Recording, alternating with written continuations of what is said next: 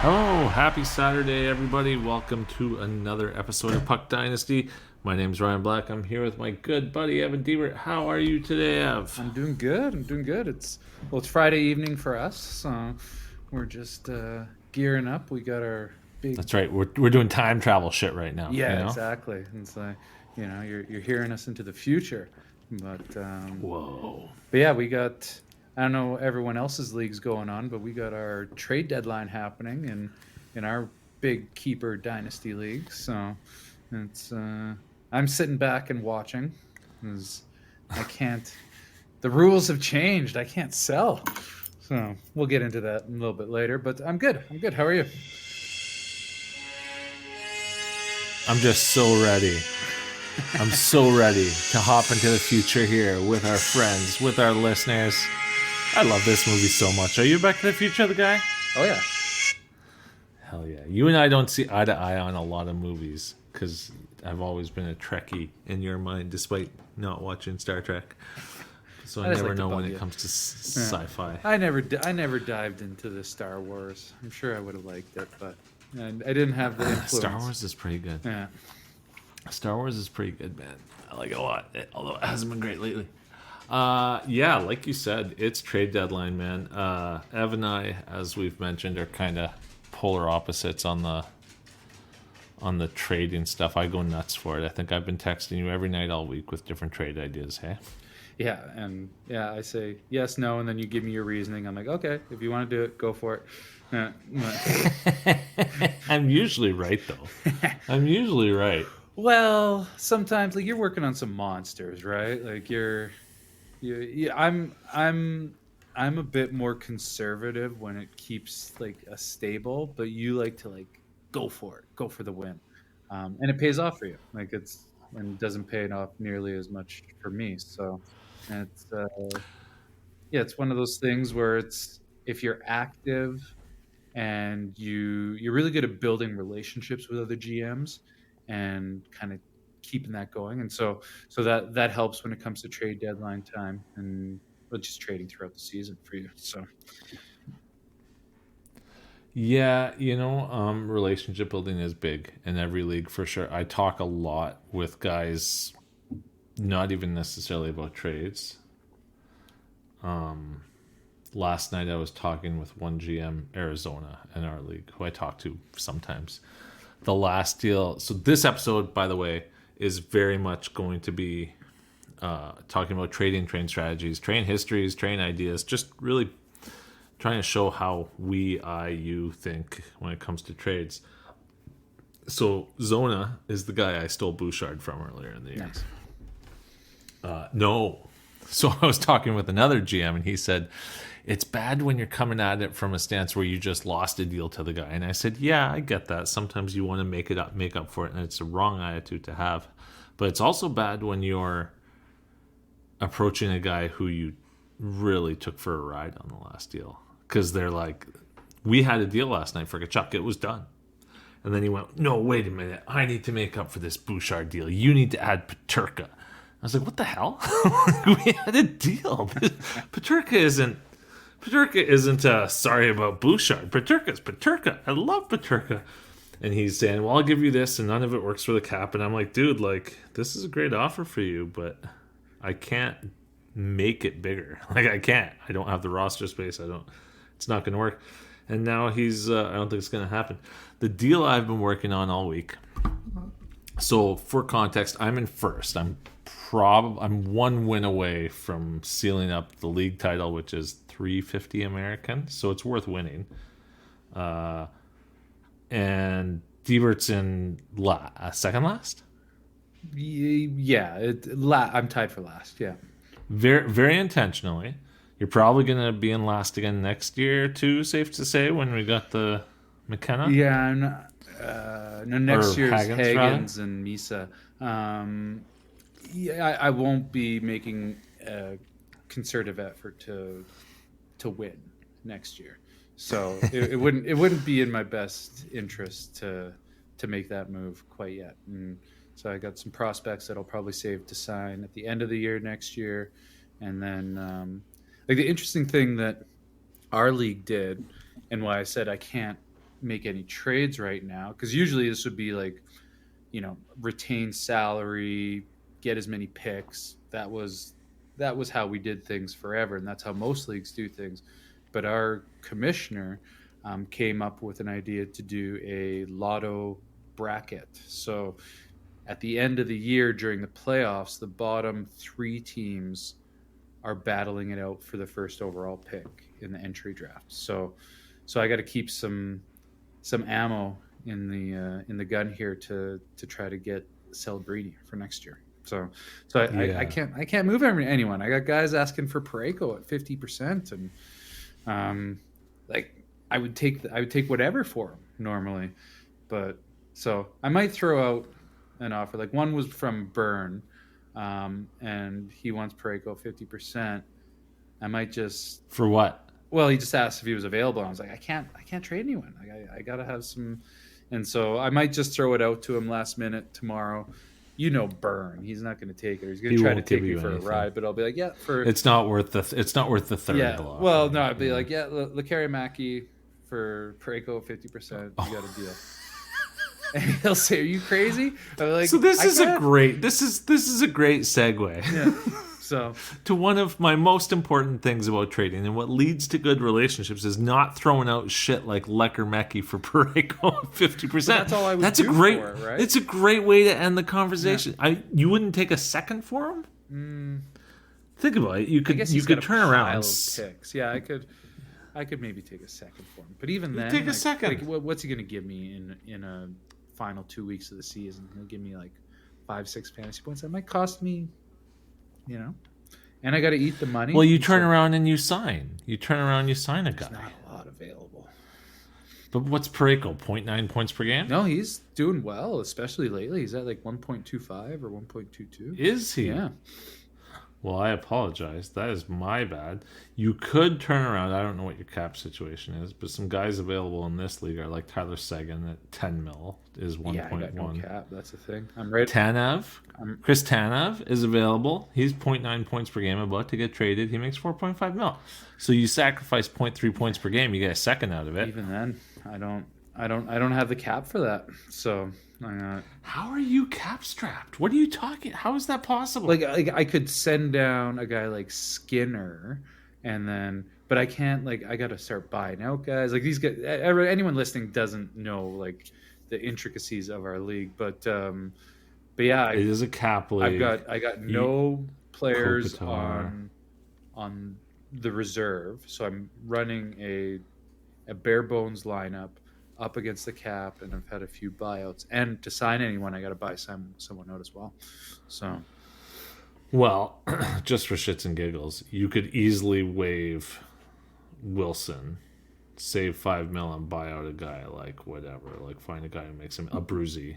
Now you got 5 mil to use. Yeah, true. So you'd profit a second from Parayko. You'd lose 0.3 points per game and sign Tanev, which would be great because he'll probably put up better points than Parayko if he gets traded. Yeah.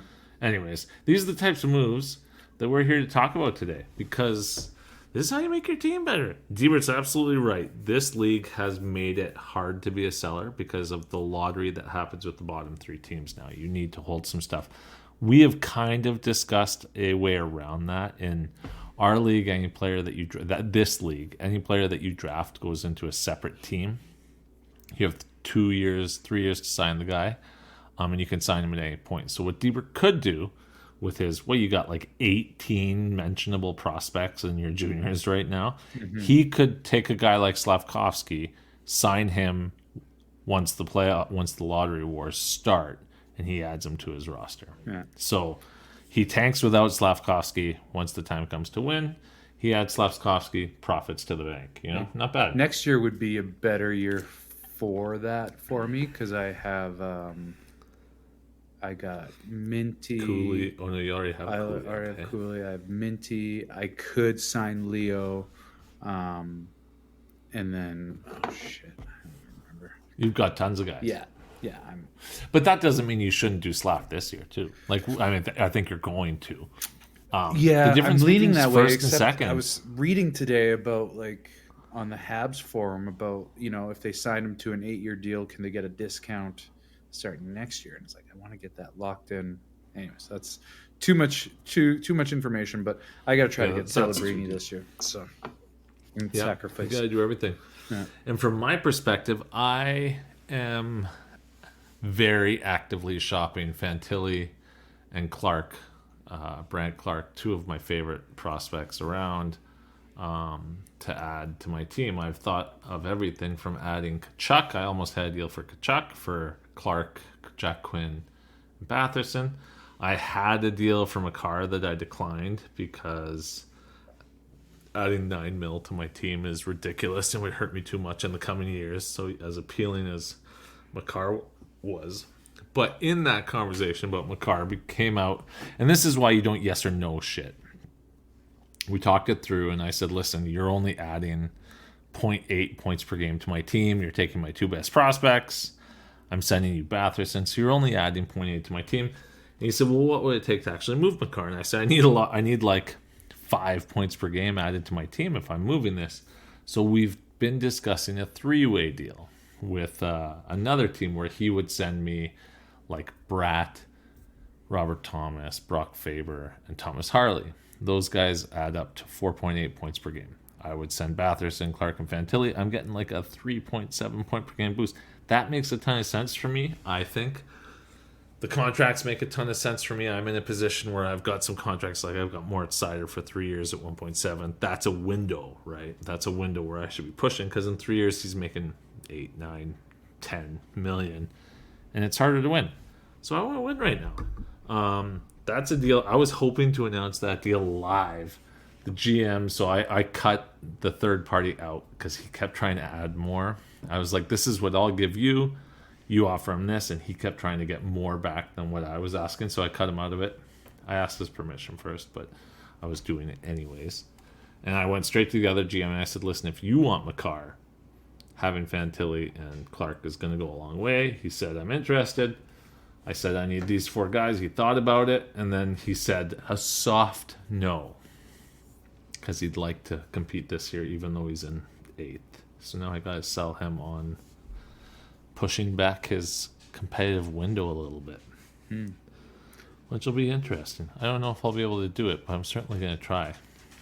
Yeah, that's it's interesting because, you know, you look at the contracts there, like he's got Bratt locked in for a nice contract.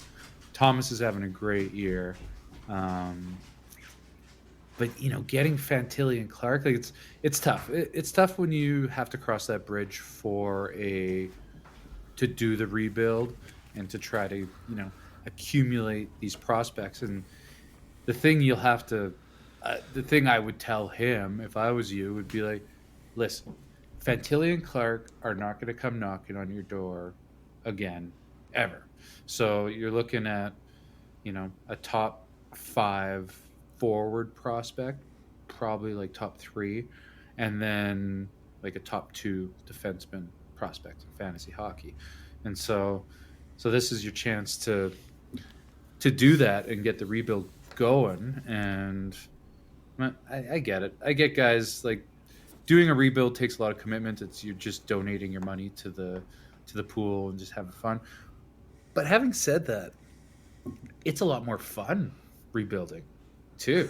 I love it. And tanking. Rebuild. Like, it's just like there's no pressure to win every year, and you get to like watch some prospects and follow prospects for a while. So it's just you got to be careful not to do an eternal rebuild, and you got to pick your window. But yeah, getting Fantilli and Clark, and, you know, he's losing some good players, but there's nothing really like upper echelon that he's selling there. It's not like he's losing a Nate McKinnon or something like that. But well, and this wouldn't be a rebuild. So this guy has just come out of a rebuild, and he came out strong. He's the guy who swiped Pasternak, Quinn Hughes, a couple other big players. Ottinger, someone else. Yeah. Okay, yeah. He's just not. What I said to him was, listen, you are at best the 6th best team. You're in 8th place. You're going to have to go through me and 2 other powerhouses to get to the finals. a deal like this, you kick the can a year, 2 years at most, and you're way stronger for it. And you've got more cap. So, you're sending me 9 mil. I'm sending you Batherson and 2 mil. You flip Batherson. You've got two guys who might be top 10 at their position in a few years. Makes a lot of sense. So that's another point that I want to make is the most, I said this at the end of our episode a few weeks ago. In my opinion, the most important thing you have to do in all your offers is consider what makes sense for the other team. If you send a guy in first place an offer with prospects in it, what are you doing? You're wasting the guy's time. He's not going to want to talk to you. That conversation is not going to go anywhere. They start to think less of you. You can't build those relationships. The offer should always make sense. And I'm a pretty firm believer in you can be winning a deal because of what you know about the prospects. So let's use Nikishin, for example. If you're getting Nikishin, you might have a base of knowledge that's stronger than that GM and be able to get him for cheap. But it can't look like it's a total theft right off the bat. Yeah. It's just, it's a terrible, terrible strategy. There's a guy in a different league I'm in. So this league is 10 people. It's a keep 10. And he texted me 2 years ago after the deadline. I was in line waiting to get burgers from the best burger joint in Saskatoon. I had my kid with me. And it took an hour. It was a Friday night. We were going in. It's called Ace Burger. It's a great joint. If they want to sponsor us, we're open to it. And he berated me for the whole hour we were sitting there because he was so mad that I think I pulled off 6 deals that day. And he got 0. And he was just absolutely livid. And one of the deals, he had a point. He was probably making a better offer than me. But I said, well, let me see what you've been offering. First of all, I get you're mad because I'm going to kick your ass in the playoffs. And I did. But, what are we talking about here? And he sent me his offers. And they were all laughable. He was offering, as the best player in a lot of the deals, he was offering Newhook. At the time, Newhook was the number 1 prospect on Dauber's list, which is a topic I won't get into right now. But he was he's the number 1 guy and blah, blah, blah. And I can't believe I can't get Sidney Crosby for Newhook. Stuff like that. And I was just dude, no one in this league knows who Newhook is. And they're reading this. Why would they respond to you? Why would they respond to you? And they didn't. And instead what happened is I sent an offer that kind of made sense, and maybe they took it or maybe we had to tweak it. But the deal got done. And you know what we did along the way? We made fun of the Newhook offer, and it made my offer look awesome.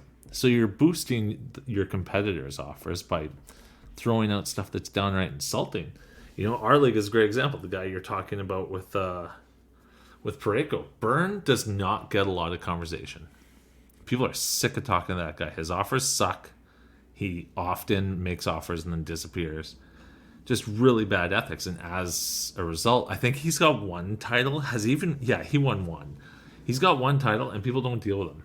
So he's a great fantasy mind, but he can't play the trading side of the game at all. And as such, he's heavily restricted against guys like me, guys like NWS, where we're out there trading and make our teams better, and he's handicapped himself.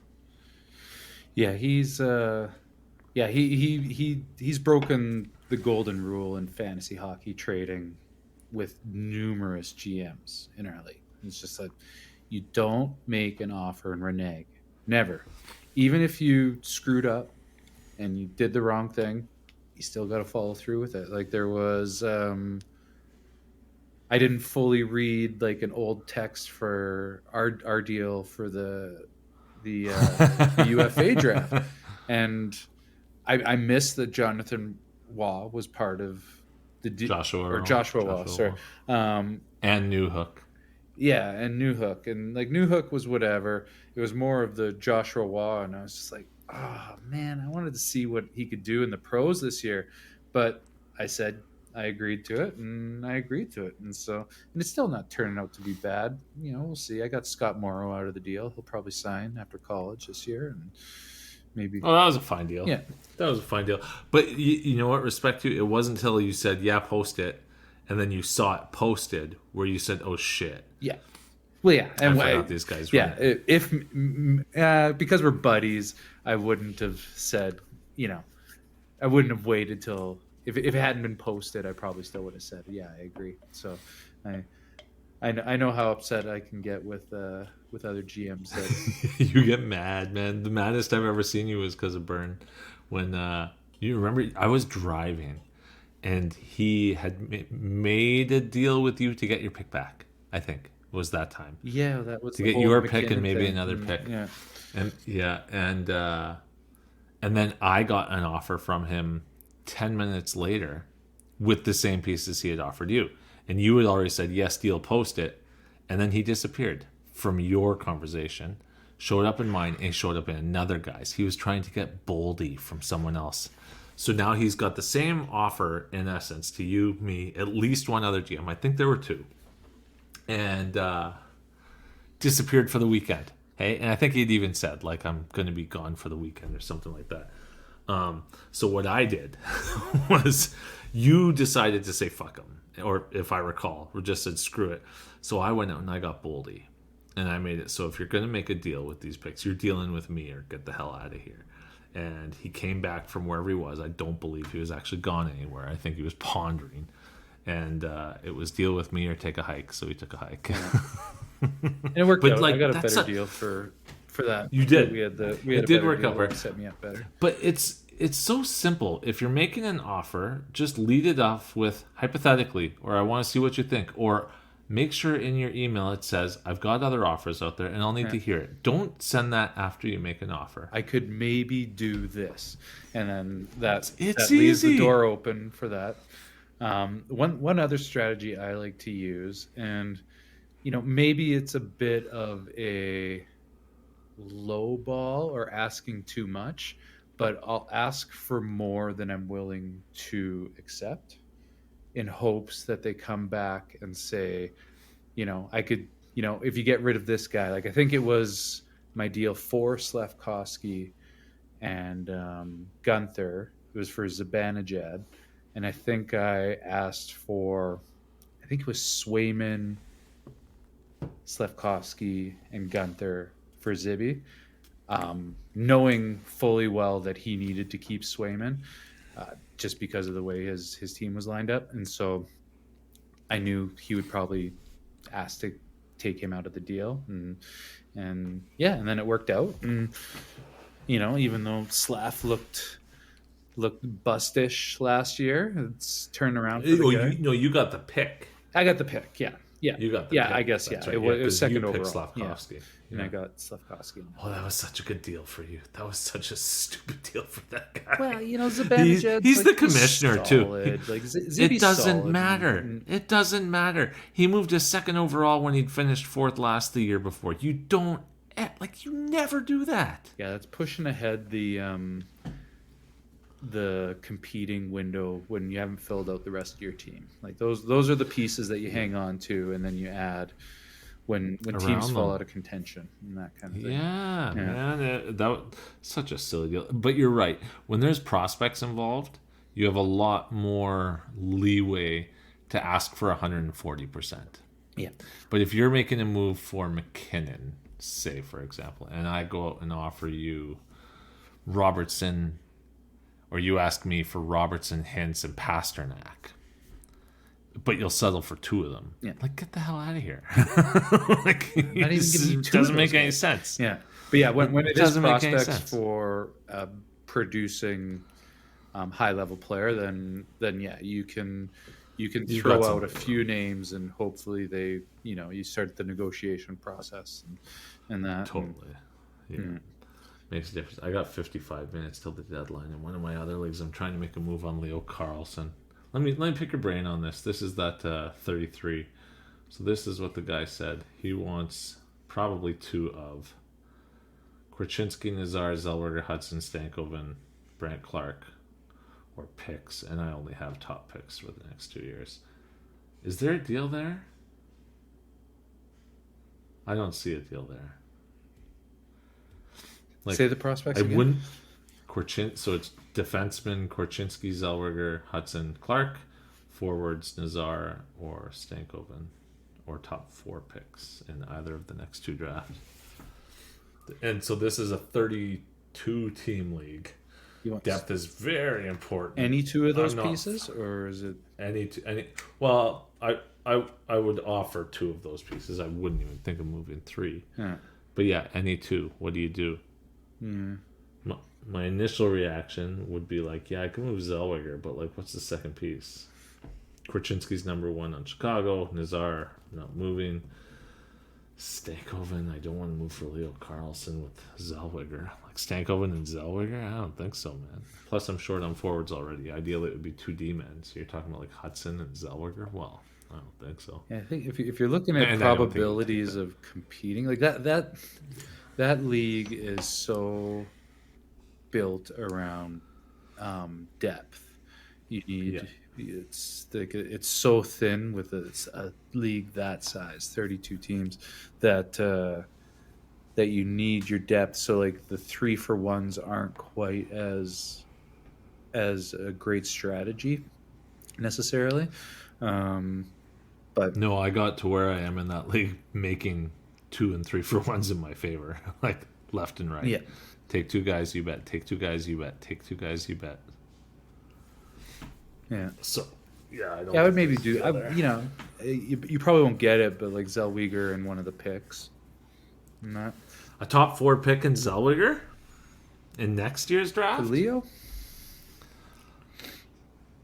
Yeah, I don't know about that. Every time I watch Anaheim and Leo, he always impresses me. I'm like, man, this guy is scratching the surface. Like, his skating was the only thing that they kind of talked about that might hold him back, and like he gallops, like his crossovers are great, his zone entries, he's got quick hands. When that guy can start putting it together and everyone around him's working, and they got Cutter over there, and if they can get a top pick this year, another forward, jeez.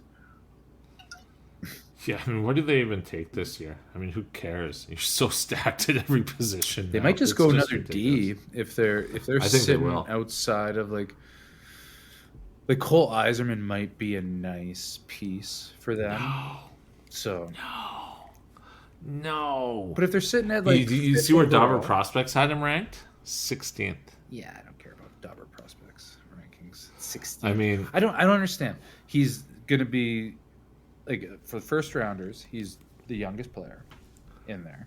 He's scratching on the under 18 or the national development goal scoring record.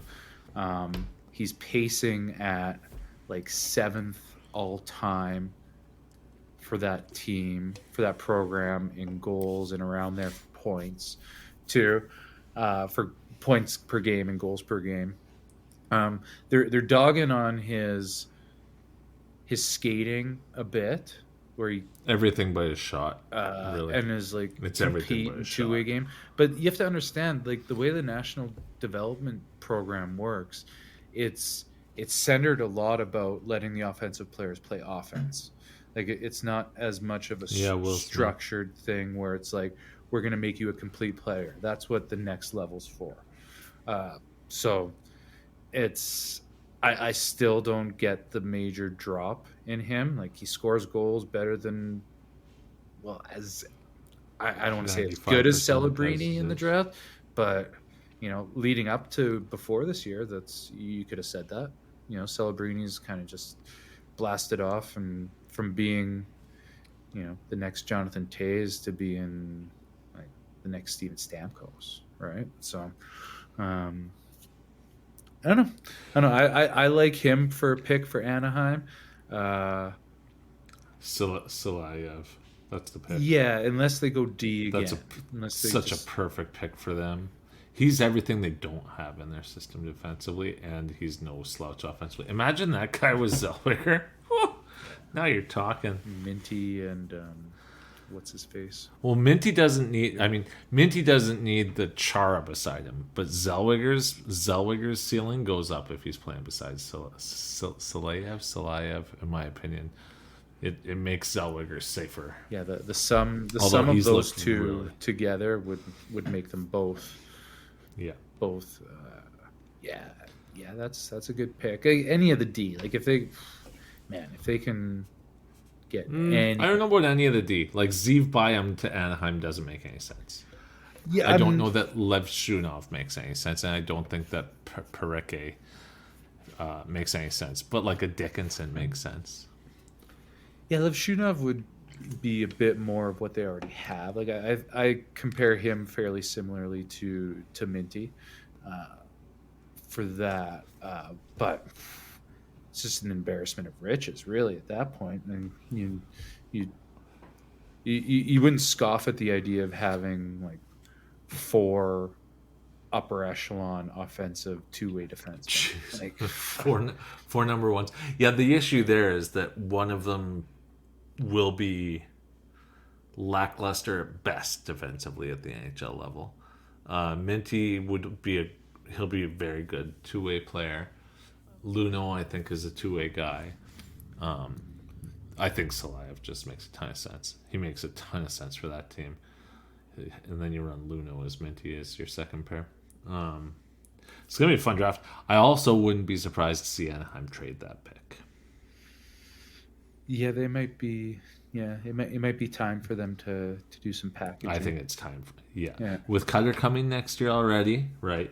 Zellweger is going to play full-time next year. It's time to make your way out of the bottom five for sure. Plus, the Pacific is primed for the taking for them. So, yeah, I could see a move happening there. If someone presents it. I mean, they got Gibson, too. Gibson should probably move on, so although he got hurt the other day. Okay, well, that's enough talking about trading because I've got 48 minutes left to make trades, so we got to wrap this up fairly soon. I know. Sorry, guys. We wanted to discuss last year's debate, this year's debate, the ongoing debate of Slafkovsky versus Cooley. So we have been Team Cooley traditionally. Both. So last year I had the number 1 pick. You had the number 2 pick. You tried to snake oil sail me into taking Slafkovsky. No, I didn't. I didn't fall for it. Yeah, you. I said I didn't know who I would want. I said I'd be happy with. But you did know don't. who you want. You did know who you wanted, though. You did. Yeah. Well, Cooley is just smooth. Just such a smooth. You player. knew. Anyways, it's besides the point. You were hoping that Cooley would be there too. Can we say that? Is that a fair statement? At that point in time, I was not sold on Slafkovsky. You know, if everyone remembers, he shot up the draft board. The Olympics. Yeah, the Olympics. Worlds. Yeah, I was going to say World Juniors, but yeah, the Worlds, he was great. Was not great. He played in the Finnish league, which is not a great offensive league to develop in. Didn't have a great season there, but the Olympics and Worlds against men was great. And so, but I still wasn't buying it. I was like, and it was Shane Wright. Neither of us wanted Wright. If he went first overall, no, we weren't taking Wright. If he went first overall, you kind of would have been like, well, I'm an idiot for passing on him, but I just didn't love the guy. And so I was happy with how that draft went nuts. That was like those trades. Anyways. So those trades during that draft, remember like Chicago and Ottawa happened. Oh, yeah. Yeah. And Montreal traded Romanov for the Islanders pick, and yeah, the Doc, the Do-si-do. Yeah, there was a lot going on. That was such a fun. That was a fun wild draft. And like Nemec going second overall, and then third overall was Seattle. Or you thought Arizona for sure was taking Shane Wright, and then they took Cooley. No way. Yeah. At no point did I think Arizona was Really? taking Wright. They were in love with Cooley. Like that was like a well-known fight. I don't know how you can watch Cooley as much as Arizona had been rumored, because no one knew who was going 1 and 2, but it was kind of thought that Cooley was going 3, and Arizona had been watching Cooley, and they had watched a lot. I don't know how you watch that much of the guy and then switch, because what ends up happening in that situation is Jesse Puljujarvi falls to 4 when you were going to be taking Kachuk. And you're like, oh, well, we've seen a lot of Kachuk, we really like Kachuk, but this guy's not supposed to be there. And then you jump on this guy who you haven't maybe seen enough of, and you make the wrong choice. Arizona was taking Cooley the whole time. I'm convinced of it, and I think there was even stories like well before the draft that Arizona was taking Cooley if he was there. But anyways, besides the point, Wright fell to 4. We know the rest. But yeah, so Yeah, that was so between the May two draft. of them, like it's been an interesting flip flop thing going on. Like it's hard to say. Like from like Cooley had a really nice start to his rookie year this year. A lot of assists, not a lot of goals, and things just kind of dried up for him, as it happens with 19-year-old rookies in this league. And so it's the game's still there, and they're kind of shuffling him around. They're not giving him primetime ice time. They haven't tried him on that top line with Keller quite yet consistently. He was starting the year on the power play, playing in that Ovechkin spot, but yeah, it's been like an up and down rookie year for him, and Slafkovsky last year was it just no one thought he should have been in the NHL that was watching it. They stayed the course. Marty had a plan for him. He was getting more and more ice time throughout, and then he got hurt, and so it was kind of deemed as a failed year for him to progress and develop. And so coming into this year, his stock had really fallen, and then he had another rough start to the year. But boy, has Slafkovsky been on fire! Like he has become the darling of the Montreal Canadiens fans. Oh man, they are loving him, And like and the whole top line is profiting yeah. too. So it's all Cole working. Caulfield's playing his best hockey. It's kind of a remember in NHL where you could like create the perfect line type of thing. Yeah. Like, In 2016 or whatever. top chemistry. It's almost like they figured they're playing that game with it. Like Slav he's not like your prototypical physical winger at 6'4", 220 or something, but he goes into corners now and he's coming out with the puck. He's making smart reads, going to the right spot.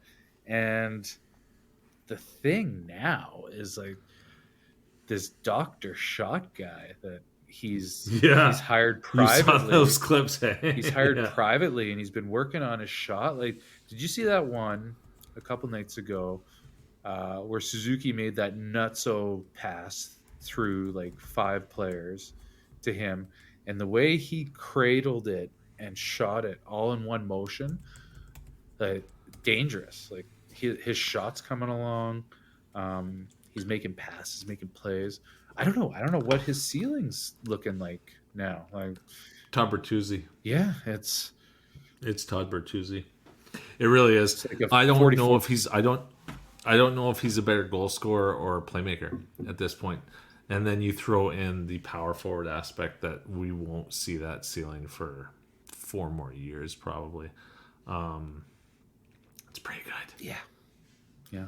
It's a nice, and I'm glad it happened because like I would have when I'm starting to package guys together for my team, and like my Stutzla deal where I packaged Zellweger, Gunther, and Kent Johnson. If someone would have came knocking on the door with a similar deal and wanted Slafkovsky in there, I'd be like, I would sell them on him, but only because I was starting to lose faith in the guy. So there's a lot going on there, a lot to like.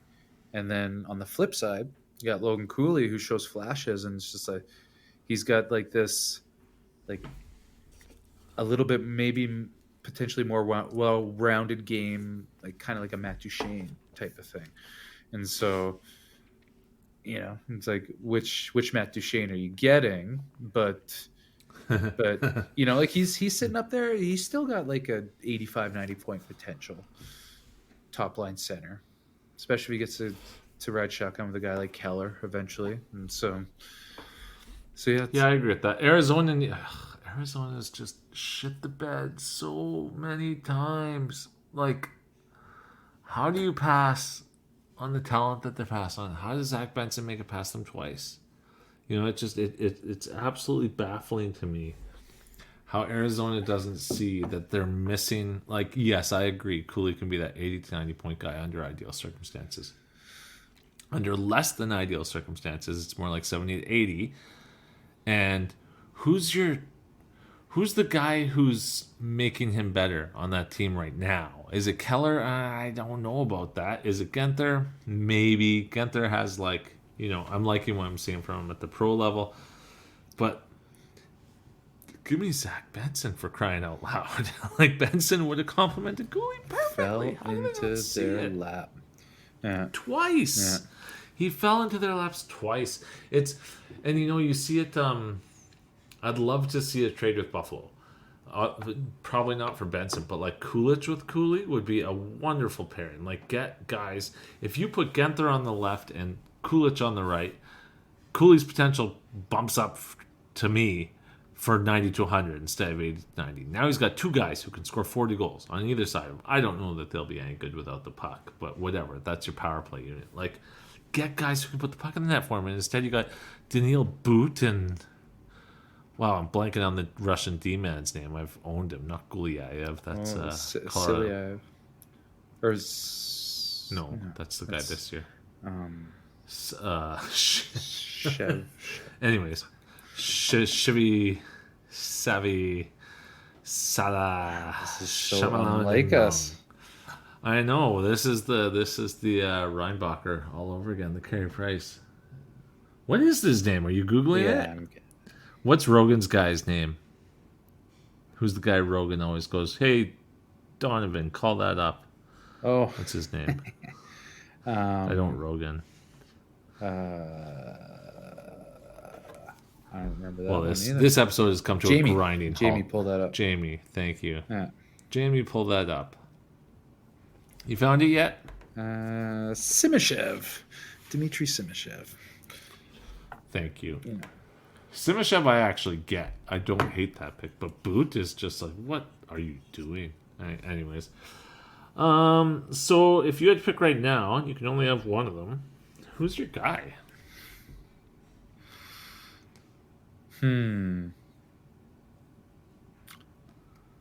Wow, this is a major flip-floppy, but like the guy's on quite the tear.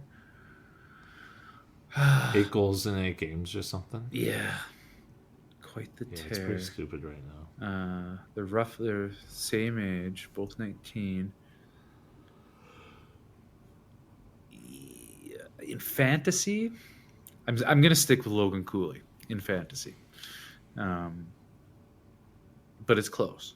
I think they're in that case. I'm gonna flip on you. I'm gonna take Slafkovsky because we're way ahead of schedule. Yeah. I think that there's no. The other thing is, like, these guys both have prime opportunities. No one's taking first line C from Cooley long term right now. No one's taking first line wing from Slafkovsky. There's nothing coming up in Montreal behind those big three. Joshua Roy, I guess. Boy, does he ever bring a different game. So yeah, I would take Slav at this point. I think I'm ready to believe the hype. We never said he would be trash. We never put him in Shane Wright territory. We put him in, I think he was 20 or 30 for us because the potential's there, but will he hit it? It's looking more and more like he's going to hit it. And yeah, I think 80 points certainly is not out the window for him in the next 2 or 3 years at this point. Like, if he stays on that power play one and those three continue to develop together, they've got everything they need. Yeah. And they've got Lane Hudson coming. The guy is living the best life. Like, seriously. Things are coming together. He's in Montreal. The guy is like super stud, 6'4", and yeah, everything's gravy for him. But the thing I love about him, and not to say anyone else or not, maybe it's because it's so publicized with Montreal, is his work ethic is out of sight. He is crushing it. He is putting in the extra time before practice, after practice, hiring a specialty coach mid-season to come work on his shot. So it's really impressive. And Marty's doing the right thing. You know, it's like these years are important in the new coaching era of like letting guys go out and play and make mistakes and all that and learn.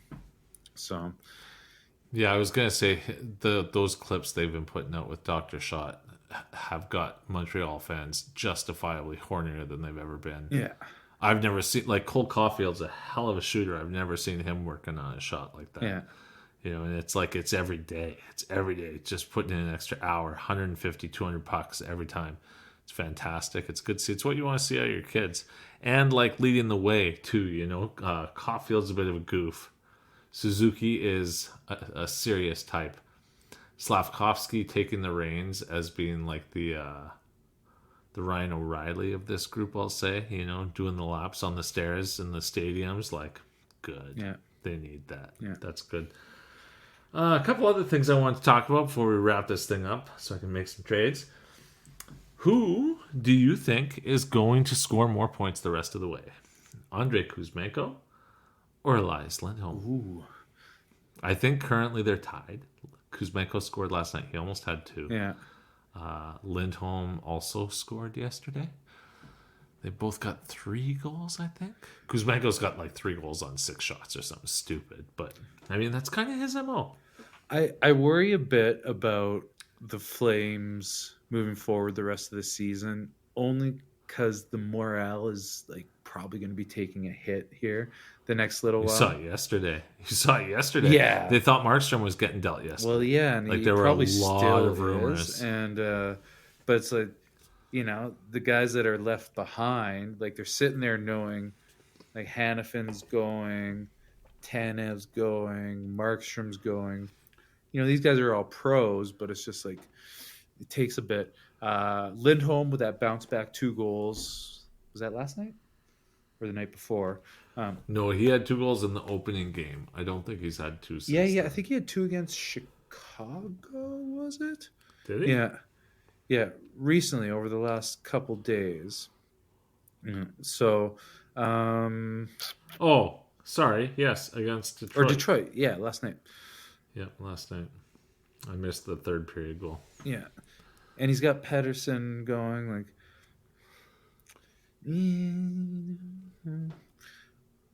I'll say Lindholm will have more points the rest of the way, but it'll be close. I would love to see Kuzmenko go on a tear here, and actually, it's funny enough reading enough on Vancouver boards. Vancouver fans are all for it too. They're like, yeah, I hope Kuzmenko crushes it the rest of the year. He's that well liked of a player that after being traded, that fans hope he does well. Yeah, he's one of the best interviews around. Who do you got? And then I don't want to answer. I'm too biased. I've got Kuzmenko. Who do I? Yeah, I mean Lindholm certainly should. Right? Like he's playing with Pedersen and Miller on the power play. It should be him and Hughes, not to mention. I don't think he's a better offensive player necessarily, though. So he I think you could do a whole episode on this Yahoo, because like when he had Kachuk and Gaudreau, he was pushing 90 and he was plus 137 that year. I can see why this year he dropped off the face of the earth in Calgary with the contract talks and them not being close. And do you want me on the team? So I do think he will progress on the pace he put up in Calgary. Kuzmenko, if they're just telling him to go out and score goals, he's going to go out and score goals. Like he is. No one on that team puts the puck in the net regularly. Like I'll say this. I think he's probably going to lead the Flames in goal scoring the rest of the way. I think he's probably going to be up there as one of the biggest minus players the rest of the way. I think that Huberdeau is going to be happy to have him, but I think Lindholm's probably going to outscore him just because he's on PP1 in Vancouver. You give him an extra at least 7-8 points just because of that. yeah. So I will say Lindholm as well. For what it's worth, I think the Flames crush that deal because they will end up getting an asset for Kuzmenko when they move him next year. So good for them. It's a good trade for them. And then I guess, man, can we talk about the Oilers for a couple minutes? What's up? I'm so unhappy. I'm so unhappy. I like being right, and all the things that I said that are wrong with this team before their 16 game streak are still wrong with this team. They are such a mentally fragile bunch of dudes. They still can't defend worth a damn when they're not playing their absolute best hockey. Last night, first of all, the Blues got 7 or 8 straight power plays. You ever seen that before? Like, and they played dumb. In the third period, they played dumb. But, like, they were letting stuff go, and it was pissing off the team, and they lost their composure, and they lost the game because of it. But I struggle to call this current team a cup contender. I don't. The Vegas game was hard fought, but that's the type of game Vegas wins, and they won. They won it. You guys and they outplayed without that, their like the odds to win meter or whatever that is. Those probably we were at like 64. Yeah, and they didn't have Eichel or Theodore, and their goalie stood in Aiden his Hill head. made. The goalie stood in his head. Nah. Aiden Hill played very well. Then we go into LA. What happens in LA? 4-0. Yeah. They absolutely shellac us. Yeah. Big save Dave comes out and he crushes us. So in all honesty, the teams that I'm most worried about in the West are, it's half of them, but like Vegas, LA, because LA will get their shit together, Colorado, and Dallas are the 4 teams that, and we're seeing Dallas tomorrow afternoon, so we're going to lose that game. We always lose afternoon games. I still don't see a contender in this team. I still don't see it. We need at least a top 4 defenseman and probably a winger. I don't know. I'm not sold on this team yet. Well, so those teams, like I follow Colorado, obviously, and coming out of the break, 4 straight losses.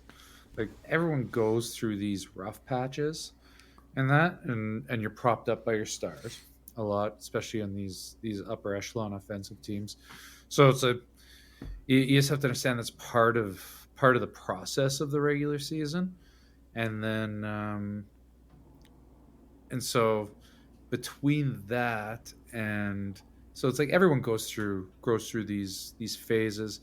But yeah, the Oilers, well, rumor has it that they're trying to make a move for Chris Tanev, which would be a beauty pickup for you guys. That would be a good move. But I don't know. I don't know how much the Flames want to help you. Like, you have to come well ahead with the best offer. So yeah. Well, they did just make the trade with Vancouver, though. We're not Vancouver when it comes to our rivalry. Different, and Vancouver is offering the best offer. Too. That was a good package for sure. Yeah, I just I hear what you're saying about the process of the year. What scares me is when the Oilers aren't playing their best hockey, they're not a very scary team. And last year, after we got Ekholm, we played our best hockey. From the deadline to the very last day of the year, we lost like 3 or 4 times, I think, in total. We were like 21-3 or something stupid. And then we went into LA and almost lost right off the bat. It's gone. You're not playing your best hockey. Then we play Vegas, got our shit kicked. I don't believe this team can play their best hockey for 24 games in a row. And we're too fragile to, if you lose a game or two, that's kind of it. So I don't think we're there yet. You think your Avs are a favorite this year? Yeah, no, there's too many holes on that forward crew. Like, they're carried so much by that top line, or not even that top line, by Nate and Rantanen. And so, yeah, obviously everyone knows the second line center is a gaping hole for them. Ryan Johansson just does not mesh with the Avalanche style. He's just not a player. Yeah, he didn't mesh in Nashville either. And they played a trap. He's made his money. He's having fun. He likes being a professional hockey player. That's about it. Like, it's just the guy's just, he doesn't have wheels. The game is like passing him by, and so I don't know if there's anywhere that he can find a spot on a good thrive. Hockey team. Yeah, send him to Arizona. Yeah, send him to Arizona. See what happens. Skating so shit. And he's like, yeah. I won't dog on the guy, but yeah, second line center, and then it's just like, well, how much do you want to spend to address that in the short term?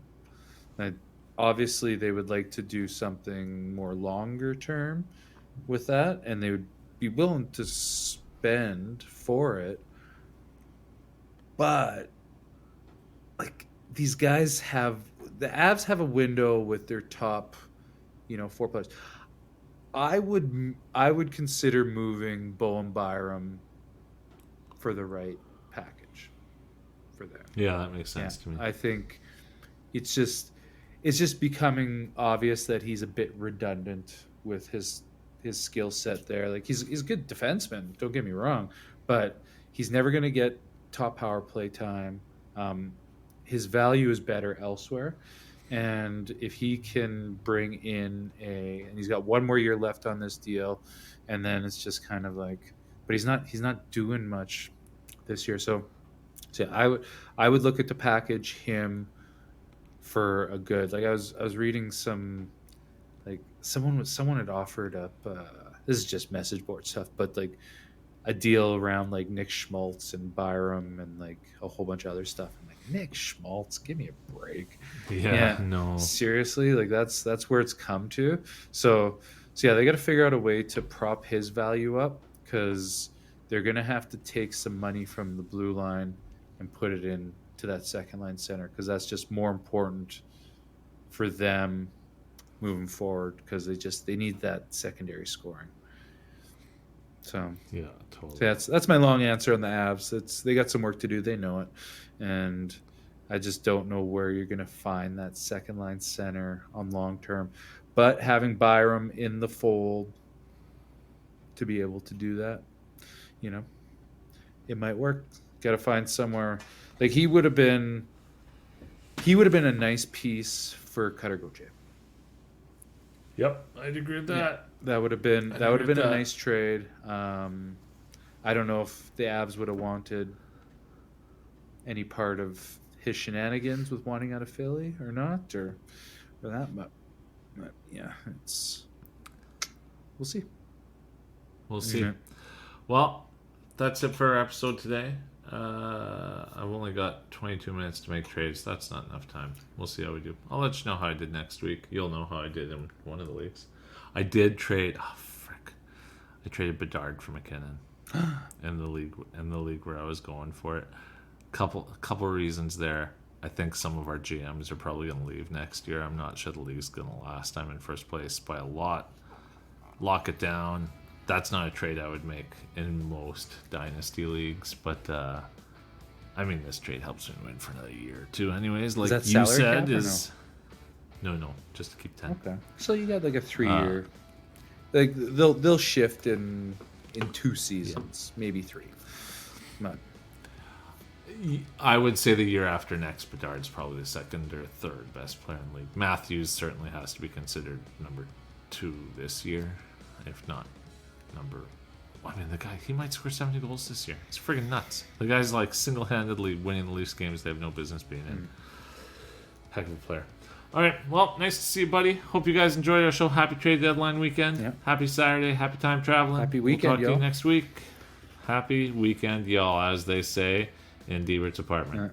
See y'all later, y'all.